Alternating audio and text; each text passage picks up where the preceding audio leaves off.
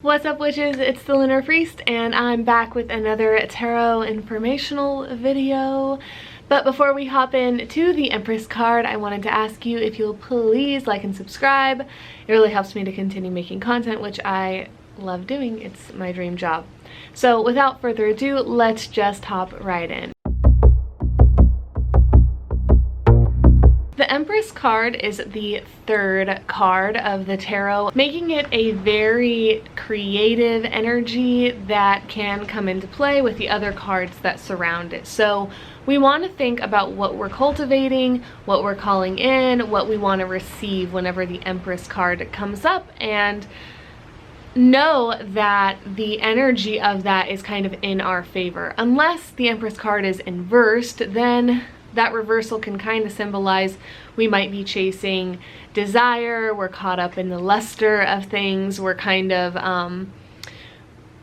more being the seeker or more being the codependent, dependent one on a dream rather than the creator, if you will. But anyways, when the Empress is upright, we're likely dealing in matters to do with desire, love, romance, self-appreciation, beauty, decadence, luxury, things that make us feel like we're worth it, really, because the Empress is someone who is seated, she's calm, cool, collected, embodying her beauty. She's often kind of cloaked in this beautiful attire. She's sort of ritualizing this experience of lounging. She's comfortable yet beautiful. So this is about finding our comfort zone, also being caught up in like the still place and knowing that we can be still and patient and things will come to us. The High Priestess, which comes before the Empress card, is more about the barren feminine, the one who is just the embodiment of the void, the vessel, the oracle, the channel. Whereas the Empress has taken that empty feminine space and fertilized it, and that 3 energy, that seed energy, is now coming into play where we can trust that we have the tools and we are the terrain for which our manifestations can be created within, upon, and through. So it's a very good omen for whatever it is we desire coming closer or more to fruition in our lives. It's very much about embodying something. Lindsay Mack, one of my favorite tarot resources, talks about how it's opening up the boundaries of receiving. We often think of boundaries as being something that closes us off and provides a container or a structure for us to feel safe within. However, if we can open up the boundaries a little bit wider on what we're willing to receive, we're likely to be able to manifest more quickly, more efficiently, easily, more beautifully, right? So if we're saying, you know, my boundaries on getting help stop here, it could actually limit us from accepting help in ways that we weren't expecting. So we want to be open-minded when the Empress is coming up, because things might be coming in through unexpected ways, and we want to be able to say yes to the help.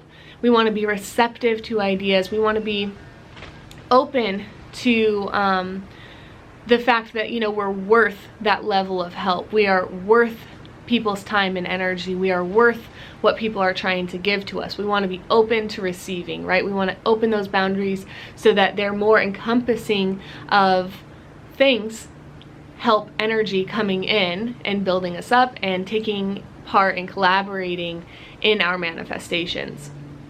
Now, the Hebrew letter associated to the Empress card is Leth, which I'm not sure if I'm pronouncing that correctly, but Leth is symbolic of a door. And I always like to think about this doorway being open, and it's kind of like we can go in through that door and experience something new. So new inspiring things are going to be available to us, and when a door is closed, it's actually leading us back in the right direction.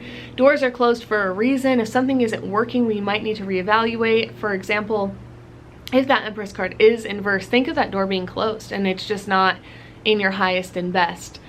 And hopefully, if you are working with the tarot, you've had a prior kind of acknowledgement to the cards of, you know, this reading is in my highest and best. Please only assist me in ways that are useful and helpful to me. I want this to be an absolute grace, etc. So if you're getting the Empress card inverse, there might be some sort of blockage. We might not want that sort of help. Or we might need to reevaluate our level of self-worth, and we could be struggling with self-worth. I go really in depth into that with my blog post, which I write blog posts on all of my tarot card and house educational videos, and those are on thelunarpriest.com. They're also linked down in the description bar, so if you want to check any of that stuff out or go more into depth, or if you're more of a written learner, please check that stuff out. The Empress is also ruled by Venus, and I like to think of Venus as somewhat of a metaphor for the Empress and what she leads us into. So Venus in its orbit comes before the sun. It leads and paves this way through the dark night sky, and then the sun follows it around, illuminating where Venus has been. So we can think of Venus as this inner feminine, intuitive calling towards something that fulfills us. We are going into the dark of something. We're venturing into a space maybe that is somewhat taboo, is somewhat based on heart's desire, is somewhat an unexplored territory for us, and we're going in that direction because we're sure that, you know, our heart is taking us on a journey of fulfillment. And maybe we're actually not sure. We might just be doing it because we're longing for this experience or this energy to be created between us and our manifestation. So we head into the dark night sky and we chase after our dreams, right? And then the sun, being symbolic of our everyday, well understood, illuminated path, will follow. So if we can follow our inspiration, follow our creative energy, follow what is fertile for us, follow what is striking this fresh beauty within, the sun will follow, and our everyday life will structure around that desire and that beauty. So if we can listen to our heart, we can build a life that actually exemplifies what we want, right? It actually will, we will manifest our everyday routines around what we desire to be and to live by. So following the heart, so long as it is not of detriment to you, so long as you're not chasing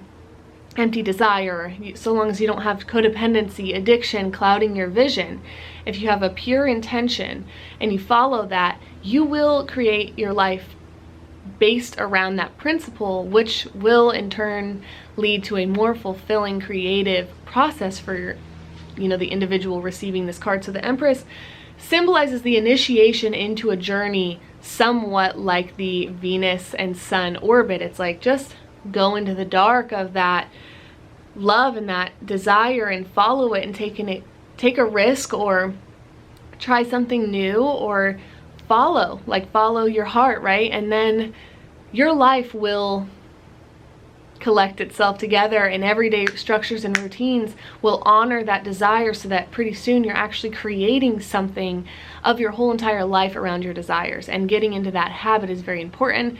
Again, that doorway symbology coming in, venture through there, try it. It's going to be dazzling and beautiful, but don't get lost in the dazzlingness of the Empress, because there will be temptation, there will be lust, there will be things that can lead to trouble, if you will.